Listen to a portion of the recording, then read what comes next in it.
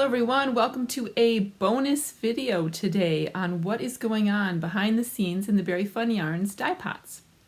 So this video was actually supposed to be part of the larger episode 34 Very Fun Adventures podcast. However, my slow country internet could not handle uploading it as one huge file, so I have separated it into two. So you will find me chatting in this segment, in this video, about some snow dyeing that my youngest son and I got into, as well as some other experiments I have been doing with new colors and whatnot with the Very Fun Yarns natural dyed yarn line. So I hope you enjoy it. If you have any questions, as always, leave them below. And if you are new to the channel and haven't subscribed yet, please consider doing that. And of course, give the video a thumbs up if you enjoy the content. Thanks everyone for joining, and I will talk to you later. Bye. But for now, I just wanted to give you a little glimpse of what we have made. So the first thing is, a couple weeks ago, this was before we went to the knitting weekend, my youngest and I decided to try snow dyeing. If you've ever heard of ice dyeing, it's very similar. You have your wet skein of yarn, which for me, for the natural dyes, I had to pre-mordant, which means basically you have to simmer it in an alum, and I also use cream of tartar bath so that the color will adhere to the skein. For acid dyes, generally citric acid or vinegar is used. Well, we were dyeing with Kool Aid to make it easier for my son. And so Kool Aid already has citric acid added into it, so you don't need to add anything else. So if you want to try this, just get some little packets of Kool Aid in the powder form, and you could try it yourself at home. So what we did is we laid our skeins out, and then we had to kind of put them on top of plastic wrap with holes in it, and then a pan underneath, because you don't want, I mean you could, but it would definitely be different. You want it as the snow melted for the water to drip through and then the color to stay. Otherwise your color would just get very, washed out, because if you think about how the water, it dissipates differently when it's sitting in water versus just being, dripping through. So we did that.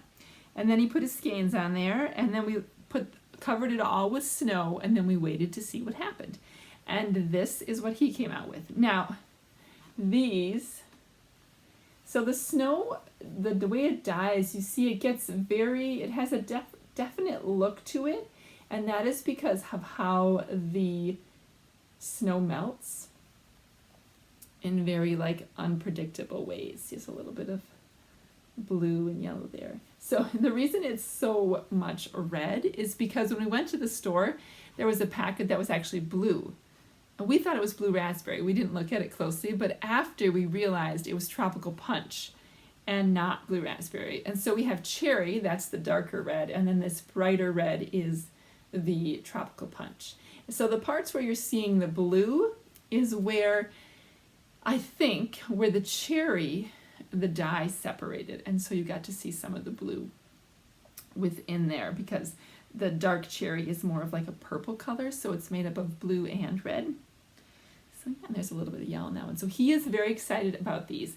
One of the skeins for sure, I am going to be making him a pair of mittens, and I think I'm going to use, it's a pattern by Tin Can Knits. I'll put the title below, to make him some mitts. I have not cast it on yet, obviously, but I'm going to hold this double with some Surrey alpaca, I think.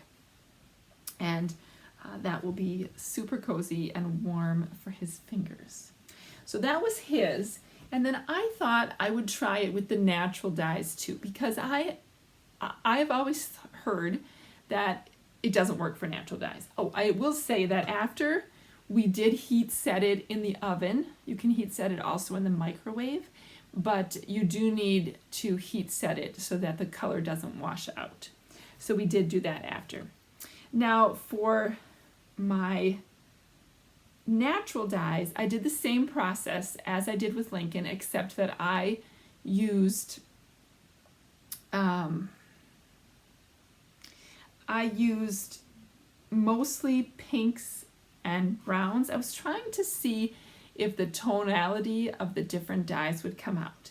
Now, if you've ever done any natural dyeing before or know anything at all about it, you can natural dye in two different ways. One, you can order in dried plants, like say it'd be dried marigolds or dried hibiscus.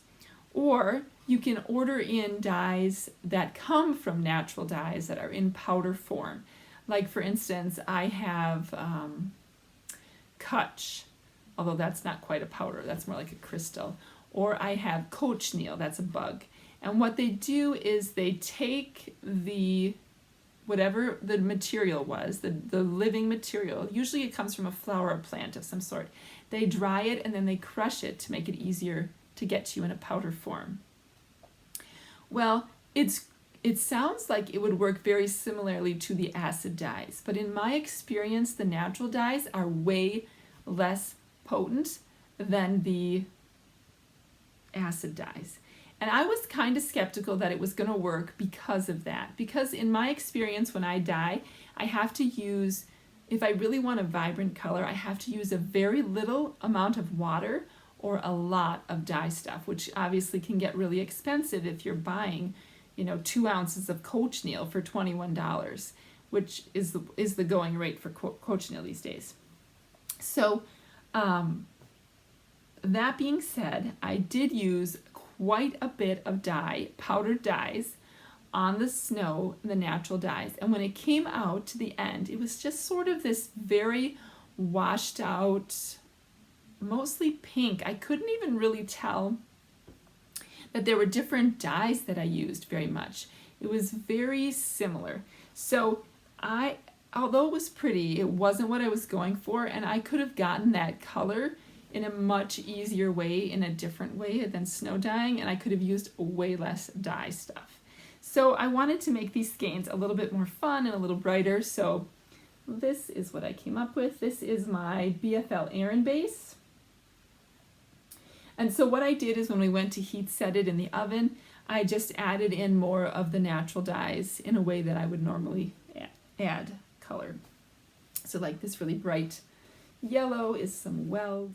The blue is some Saxon blue. And then some of the other colors are just, I added a little bit of color on top of the pink or the reddish tones, and because that is a primary color, it mixed and then it formed different colors. So this is going to be really fun. I only have 2 skeins. I'm not sure yet if I'm going to list those in the shop or if I want a hat out of one of them, because they are really, really fun. So those are 2 on my BFL Aran weight.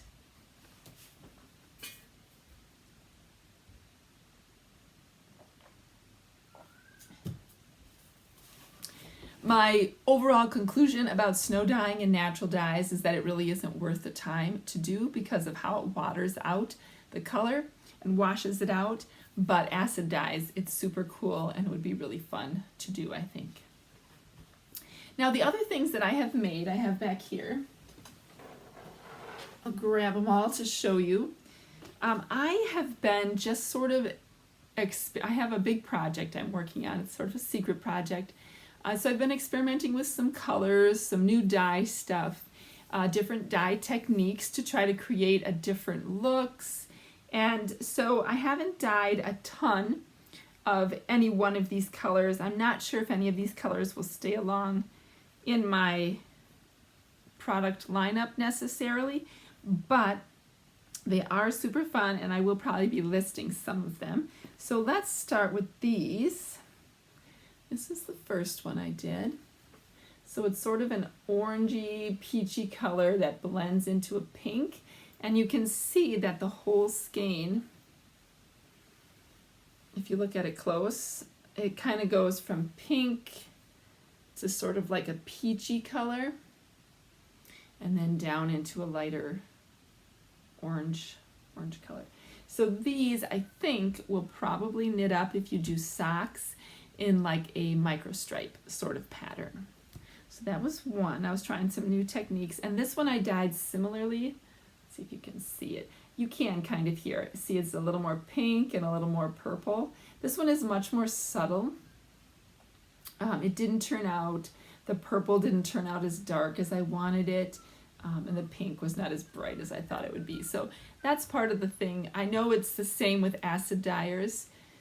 They tend to have acid dyers tend to have a lot more options of dyes to choose from, I think, than natural dyers do. I do a lot more of mixing my colors to create my own colors versus being able to buy like 10 different colors of purple from different dye houses and whatnot. But I could have that totally wrong. If you're an acid dyer and you know more details, please write below. But generally I have quite a few sources of yellow, but like blue pretty much comes from indigo and an occasional bluebell that I have outside. But you know, it's that sort of thing. So then you have to take into account that some plants have tones of blue in them or tones of yellow, and then you know the components are made up and you have to mix them, and I feel always like a bit of a mad scientist when I'm doing it, because it's never quite what you think when the color comes out. So you do need to do a fair bit of experimenting, which is why I call these color experiment skeins, and you will see them in my shop from time to time when I just am trying out new colors. This one, I was really trying to get a two-tone peachy color, and the technique just didn't give me. It is going to be tonal when you knit it up, but it wasn't as strong as I was hoping for. Still very pretty. These two were an attempt to make something a little more watercolory, a little more blended, which I think I was successful. It looks a little more muted.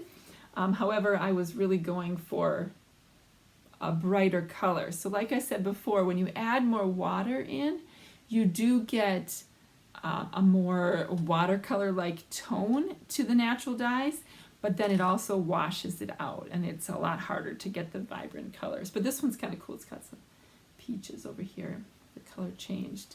And I do have some darker points of this like mauvey purple plum color in there, but two beautiful skeins as well. Like these two would be really pretty together because it's got like some hints of the orange in. And I also think, I'm shaking my stuff, these would be kind of pretty together as well. Maybe too similar actually for those two. Okay, and then I have two other. So all these skeins that I was just showing you my color experiments, they were all done on Berry Tough Sock, which is an 80-20 nylon base. Now this is a technique where I tried to kind of put together both the watercolor idea and but still try to keep it vibrant. And I did a little bit better, but it wasn't quite blended enough for me. So this one is more just truly speckled. I think I started out with 3 skeins, and often I dye on one side and then I have to flip it over to get the other side so I get colorway all the way around. And so I didn't like how the first side was turning out, and so I turned it more into a speckled skein, but very pretty with yellows and oranges, and the dark color is speckled with lac powder, which lac is one of the natural dyes I use that does give me a really nice speckle. And then this one, you can see the skein. Again, I was going for trying to kind of fade the colors into each other.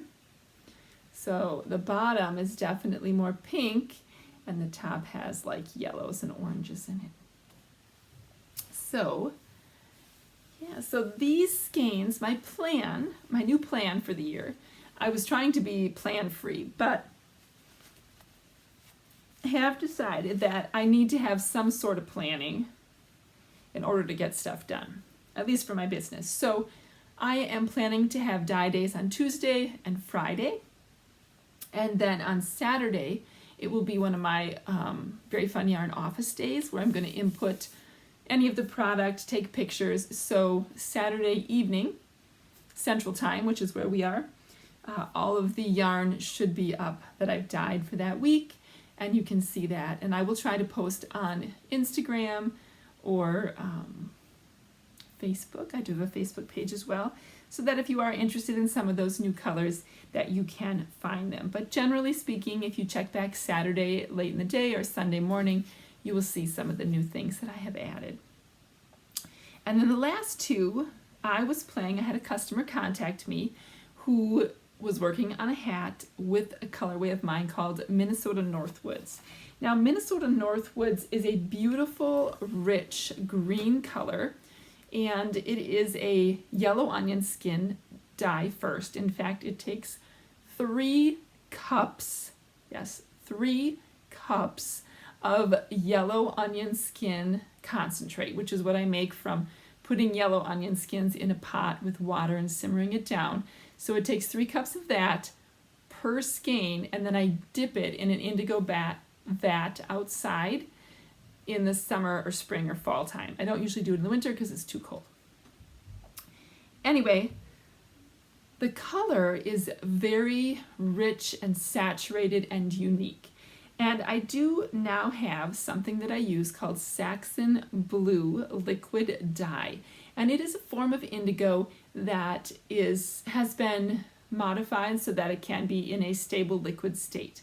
And it works great, but the color is different.